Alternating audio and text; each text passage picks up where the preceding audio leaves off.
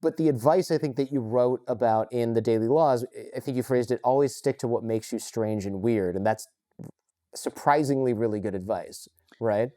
Well, yeah, I mean, the people that are really kind of reach the apex of power, like an Elon Musk Mm-hmm. or a Steve Jobs or a rock star, or people in politics who we kind of hold as like icons, you can honestly say that there's nobody else like them, right? They're one of a kind. They're weird. They're strange, right? And it's because they're not afraid of what makes what makes them different. So what happens when you're younger, when you're 4 or 5, you know something's strange about you. You're kind of connected. You're in a dream world, and then you enter school, and people start saying, "Oh, that's weird." And the idea of being different kind of gets a negative connotation, right? And you want to conform. You want to be part of the group. There's peer pressure. And so the idea of being different and strange kind of has a negative tint. Although we might ostensibly say, oh, it's good to be different and weird, we actually are afraid of it deep down Sure. inside because it comes with criticism, it comes with people kind of making fun of us, etc. So the your source of power in life is actually what makes you weird and strange, right? It makes you different. So I make the point in Mastery and in the Daily Laws that there's never going to be another Jordan Mm. Harbinger in this world. Your DNA has never occurred before and will never occur again. And your parents and their DNA and their genetic component and how they raised you will never be replicated. So you are one of a kind by nature. It's irrefutable, right? Okay, so there's something so very different about you. And it's hard to put into words because some of it's genetic, some of it's early education. And that what makes you different is the source of what you want to lean into. Because if we can say that, there are 20 Jordan Harbingers out there, they all have the same idea. There's no power behind it, right? You can be replaced by 19 other Jordan Harbingers who are doing the same thing. But if you're the only one thinking of this thing, if you're the only one creating it, that is the ultimate in power. Now, that's the ideal. It's hard to reach, right? But to the degree that you know what makes you different and you lean into it and you exploit it, that's where the realm of power lies. Now, I don't want to seem egocentric here, so I have to be a little bit careful, but It's okay. Look, uh, it's a podcast. You could blow. well, You could blow as much I hot know air I'm the as you want. greatest. Anyways, it Yeah, doesn't matter. Anyway, no, I'm just kidding. But to talk about myself here for a second, go for it. um, as I said, my arc was I kind of had a failure. I was a bit of a loser by the time I was 35, 36. I tried all sorts of different things, and then I was asked if I had any ideas for books, and I kind of described this process in the Daily Laws. And it was this very interesting man, Joost Elfers, who was a book packager. We were in Italy at the time.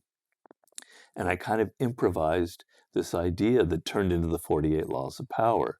It was sort of a nice chance encounter. It was a beautiful day in Venice, Italy, and I gave a really great pitch, right? And so when I created the book, because he got so excited, he said, Robert, I'll pay you to live while you write half the book, and then we'll sell it. And so when I started the process, naturally my mind gravitated towards other books out there, Sure. right? You know? And then I just wasn't comfortable with that. And I just sort of thought, I want to tell stories. I love telling stories. When I first pitched the idea to this man, I told him a story. That's how I naturally am. I'm actually more of a novelist in some ways. I like creating drama and stories. And so I started writing stories like little parables for the 48 Laws of Power. And then I thought, I want to be able to tell the meaning of this story and not just leave it out there. So I wrote this as what's known as the interpretation of the story. Is this like the director's cut on a DVD where they're narrating how they made the movie? A little bit. A little bit. You mean what I'm doing right now? No, just no. The meaning of the story, because as a non-writer, I'm not super familiar with that. Well, I didn't know what I was doing. Oh, I okay. was just groping in the dark. And basically the short end of it is I was kind of creating my own thing, right? Kind of in a haphazard way. I was following in this path that was me, that was weird, creating stories, kind of interpreting them, then giving you some theory, then having quotes that are in kind of shapes, and then having things on the side material with passages from fairy tales and fables. You know how, right? Yeah, those little like boxes, sidebar, whatever they're called. Yeah. Yeah, I call it side material. Anyway, I ended up creating this book that you could hate it for very many reasons, but you can say there's nothing else out there like it. It doesn't look like another book, page by page. It doesn't read like another book because the structure is something that no one has ever done before.